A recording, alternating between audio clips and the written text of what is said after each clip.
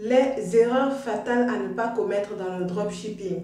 Si vous voulez vous lancer dans le e-commerce ou le dropshipping, il y a plusieurs choses que les débutants font qui peuvent causer, n'est-ce pas, la fin de leur business. Je vais vous donner dans cette vidéo les erreurs principales que tout débutant dans le dropshipping en Afrique a tendance à faire et qui lui coûtent cher. Alors si vous voulez en savoir plus, restez connectés jusqu'à la fin. On se dit à tout de suite. Bonjour mes amis de YouTube, bienvenue sur cette nouvelle vidéo. J'espère que vous allez bien, moi ça va. Si vous êtes nouveau sur cette chaîne, je vous encourage à vous abonner et activer la petite cloche de notification pour recevoir de façon hebdomadaire toutes nos vidéos sur la thématique de l'e-commerce, du business en ligne et de l'entrepreneuriat. Vous pouvez aussi télécharger dès à présent votre e-book gratuit 3 secrets de réussite d'un business en ligne. Mon équipe et moi, nous vous l'offrons, c'est gratuit. Pourquoi j'ai décidé de faire cette vidéo aujourd'hui? Eh bien parce que j'ai parlé avec beaucoup de personnes qui ont commis des erreurs qui leur ont coûté cher dans le dropshipping. Donc, si vous êtes nouveau, vous voulez vous lancer, il y a de plus en plus de personnes qui s'intéressent à ce type de business model-là, où tu vends de la marchandise sans avoir le stock chez toi, où tu es l'intermédiaire entre le fournisseur et le client, où tu joues le rôle de middleman, middlewoman, etc. Donc, aujourd'hui, il faut que vous sachiez, si vous voulez vous lancer, vraiment les erreurs à ne pas commettre. Et bien, la première erreur que j'ai récoltée pour vous, que je mentionne pour vous ici, c'est une erreur vraiment qui coûte beaucoup, surtout lorsque vous êtes en Afrique. C'est une erreur concernant la douane. Bien entendu, lorsque vous vous lancez, vous êtes dans la mesure où vous devez importer de la marchandise pour des clients. Donc, lorsque vous faites la vente en gros, vous allez être confronté à la douane. Et quelle est l'erreur que les gens font? Lorsqu'on est en Afrique, vous devez savoir que les données douanières ne sont pas pareilles que lorsqu'on est en Europe. Par exemple, en Europe, si tu commandes un article en Chine, sur Alibaba, sur AliExpress ou je ne sais quelle plateforme, tu peux passer par FedEx, par DHL, etc. pour recevoir ta marchandise. En fonction de la marchandise, on peut te donner des frais de douane, mais des frais justes, ok? En Afrique, il y a beaucoup de facteurs qui rentrent en ligne de compte, ce qui fait que les frais de douane ne sont pas toujours homologués. Donc, à ce niveau-là, vous ne devez vraiment pas commettre l'erreur de passer par un système de transfert de colis international comme DHL, FedEx, etc. Vous allez payer déjà très cher pour vous livrer la marchandise et vous allez devoir dédouaner la marchandise vraiment à un prix très élevé. Donc, ce qui va vous tuer dans votre business. Comment est-ce que vous allez dire au client s'il a commandé une marchandise de 500 000 francs, il doit payer la douane et le transport qui est à hauteur de 300 000 francs. C'est très compliqué pour vous. La solution par rapport à ça, c'est que vous devez avoir des contacts fiables de personnes, de sociétés de groupage, de sociétés de transit qui vont bien entendu vous aider à acheminer votre marchandise vers votre pays d'origine ou le pays dans lequel vous avez eu le client. Vous devez vraiment avoir ces informations-là, ces contacts-là et surtout des personnes fiables. Parce que vous ne devez pas faire l'erreur de perdre la marchandise. Ça, c'est la deuxième erreur fatale. Lorsque vous êtes dans le dropshipping avec ce type de business model-là, que vous êtes en B2B, vous vendez la marchandise en gros, vous ne devez pas en fait vous hasarder à prendre des transitaires, des sociétés douteuses pour acheminer le colis de votre client. Imaginez s'il y a un souci, si le colis se perd, etc. Vous serez... la responsabilité vous incombe de rembourser l'intégralité de la marchandise du client. Et là, on est en B2B. Si vous avez un client qui a commandé une marchandise de 500 000 francs, 600 000 francs et que la marchandise se perd, vous devez tout rembourser. Donc, il vous est vraiment impératif de travailler avec une entreprise sérieuse de groupage de colis, de cargo, etc. Une entreprise sérieuse. Et pour ça, en fait, pour pouvoir avoir les bonnes informations. Parce qu'en Afrique, ça dépend d'un pays par rapport à un autre. Des pays par rapport à un autre, il y a des sociétés qui s'occupent par exemple de l'Afrique de l'Ouest, d'autres vont s'occuper de l'Afrique centrale, etc.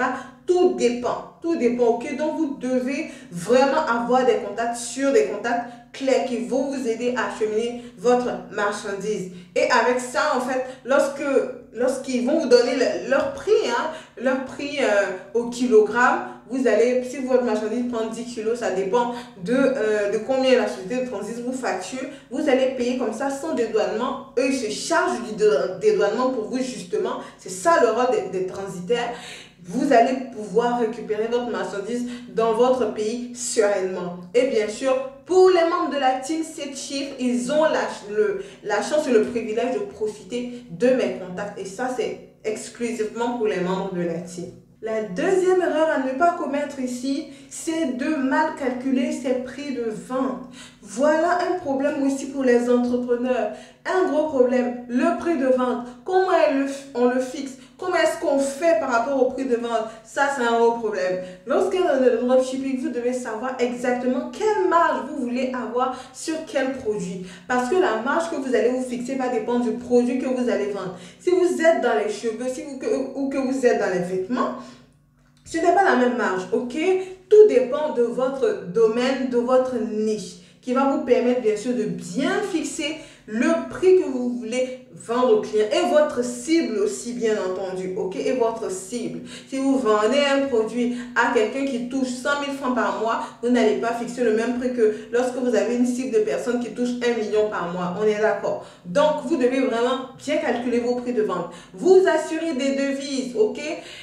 Là, une erreur vraiment de débutant, c'est de ne pas maîtriser les devises. Tu ne sais pas exactement combien font 1 euro en francs CFA. Tu ne sais pas exactement combien font 1 dollar en francs CFA. Et si tu ne maîtrises pas les taux d'échange, tu vas mal calculer tes prix et tu vas te retrouver à vendre pour rien en fait. Parce que tu vas te rendre compte que tu as puisé dans tes marges, tes erreurs ont bouffé tes marges. Et ça, c'est des erreurs que personnellement, qui m'ont fait perdre beaucoup d'argent et je veux vous les éviter, ces erreurs-là. Vous devez connaître, maîtriser les taux de change, savoir dans la conversion dans votre monnaie, dans la monnaie de votre pays, combien exactement ça fait et ajouter un bénéfice clair dessus. Il y a une façon de calculer les bénéfices et tout, mais ça, je ne vais pas en parler ici. Tout compte fait, je veux vous dire dans ce volet-là que vous devez vous assurer de ne pas vendre à perte ou vendre pour rien gagner du tout, ok? Assurez-vous d'avoir au minimum 20% de bénéfices sur vos produits avec un bon taux d'échange. Prenez en compte, parce que les gens ne prennent pas en compte tous les frais. Prenez en compte les frais de transfert. Lorsque vous allez envoyer l'argent au fournisseur, il y a des frais qui vont s'ajouter, que vous envoyez par Trade Assurance ou je ne sais pas, par PayPal ou par Western, des frais seront là. Donc vous devez prendre ça en compte pour fixer vos prix. Vous devez aussi vous assurer de bien communiquer avec votre client. La plupart du temps, les gens ne communiquent pas avec leurs clients. Ils ne disent pas à leurs clients, ah, ok, tu auras des frais de transport à payer lorsque tu vas payer ta marchandise et tout. Et ça crée des confusions, ok?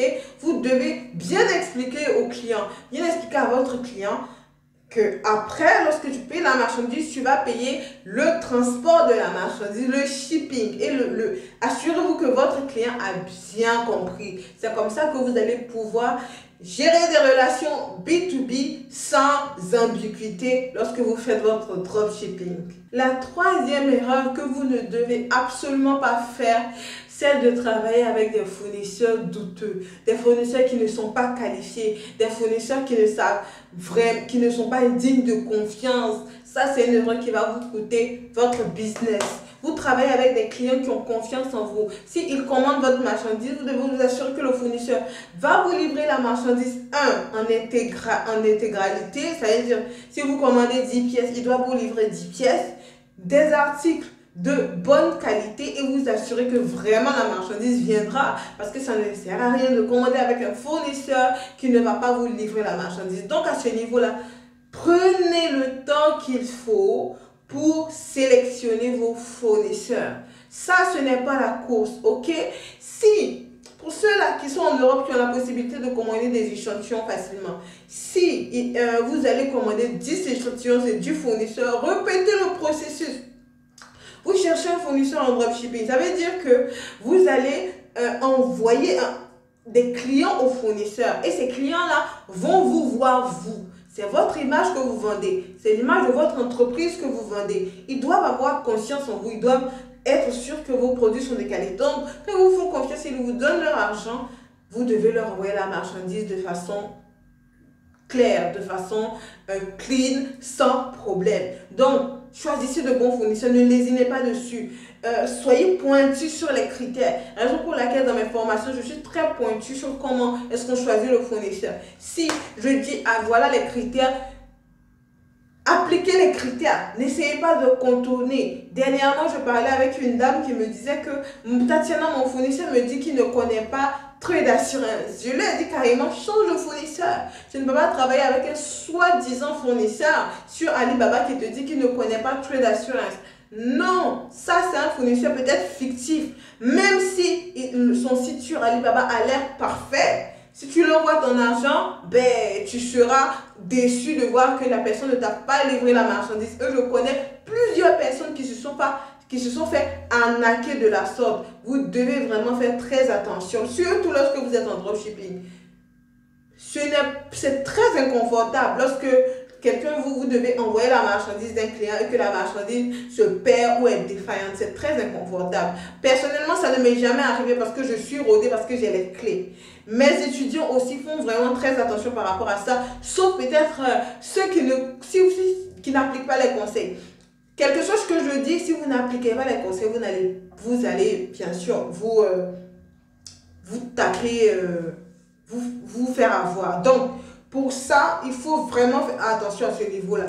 Attention aux fournisseurs que vous choisissez. Raison pour laquelle, quand vous voulez faire du dropshipping, il faut que vous vous formez. Il y a de l'argent dans le dropshipping. Les gens gagnent encore de l'argent dans le dropshipping. Donc, si vous voulez vous positionner, c'est le moment de vous appliquer et de vous faire former. Par la même occasion, nous sommes au dernier jour de promotion. La promotion finit dimanche à minuit où j'ai fait une remise de 40 000 francs sur la formation.